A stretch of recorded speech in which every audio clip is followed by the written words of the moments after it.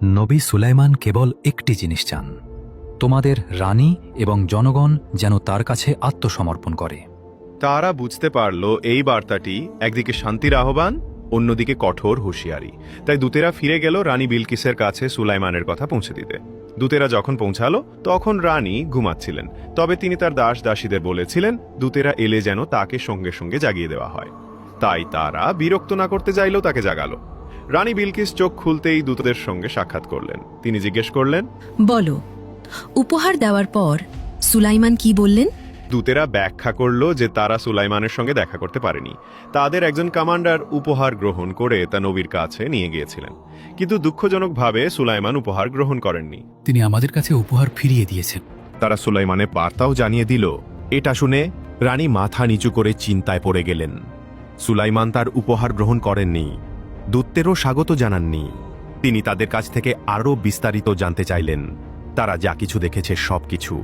তিনি বুঝলেন সুলাইমান কেবল একটি জিনিসই গ্রহণ করবেন, আত্মসমর্পণ। দূতেরা সুলাইমানের বাহিনীর শক্তির বর্ণনাও দিল।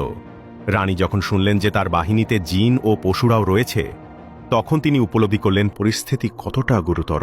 যদি তিনি যুদ্ধে পথ বেছে নেন, তাহলে তিনি হয়তো সবকিছু হারাতে পারেন। এখন কেবল একটি পথ বাকি, অন্য কোনো উপায়ে সুলাইমানকে বোঝানোর চেষ্টা করা। তিনি উপহারের দিকে তাকিয়ে গভীরভাবে চিন্তা করতে লাগলেন। তারপর তিনি সিদ্ধান্ত নিলেন রাজ্যের রাজসভার সদস্য ও যুদ্ধ বিষয়ক উপদেষ্টাদের একত্র করবেন। এই বৈঠকটি হবে অত্যন্ত গুরুত্বপূর্ণ। এদিকে নবী সুলাইমান নিজ শহরে এক বৈঠক আহ্বান করলেন। তার পরিষদে ছিলেন মন্ত্রী, কমান্ডার, যুদ্ধ বিশেষজ্ঞ ও জ্ঞানী আলেমগণ। 2টি সিংহ পাহারার দায়িত্বে ছিল, যারা বৈঠককে সুরক্ষা দিচ্ছিল। হুদহুদ পাখিটিও সেখানে ছিল, প্রতিবেদন দিতে প্রস্তুত। নবী সুলাইমান সভা শুরু করলেন। আমি প্রশংসা করি যিনি আমাদের এই সমস্ত সম্পদ ও ক্ষমতা দিয়েছেন। যদিও তার অন্তরে ছিল প্রচণ্ড রাগ, তিনি তা বাহ্যিকভাবে প্রকাশ করেননি। তিনি বললেন, কিভাবে সম্ভব যখন আমরা জীবিত আছি এবং তাওহীদের পতাকা বহন করছি, তখনও পৃথিবীতে এমন মানুষ রয়েছে যারা সূর্যকে উপাসনা করে। এটা আমাদের জন্য ব্যর্থতা এবং লজ্জার বিষয়। সুলাইমান নিজের গৌরবের জন্য শাসন করছিলেন না, বরং আল্লাহর রাজত্বের প্রতিনিধি হিসেবে শাসন করছিলেন। এই কারণেই তিনি একই সাথে রাগ ও দায়িত্ববোধ অনুভব করছিলেন।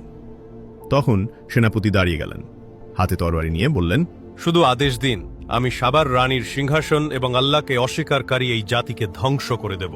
কিন্তু সুলাইমান বললেন, আমি হিংস্রতা পছন্দ করি না, আমাদের অন্য কোনো পথ খুঁজতে হবে। আমি আশা করি রানী নিজেই এখানে এসে আমার সঙ্গে দেখা করবেন, কিন্তু তার আসার আগেই তোমাদের মধ্যে কে তার সিংহাসন এখানে এনে দিতে পারবে? তখন এক জিন বলল, আমি তার সিংহাসন আপনার সামনে নিয়ে আসতে পারি, এমনকি আপনি উঠার আগেই। আপনি জানেন আমি কতটা শক্তিশালী।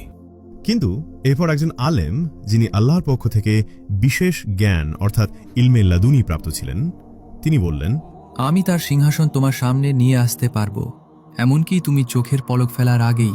সুলাইমান যখন এই প্রস্তাব গ্রহণ করলেন, তখন হঠাৎ করেই বিলকিসের সিংহাসন তার সামনে উপস্থিত হয়ে গেল।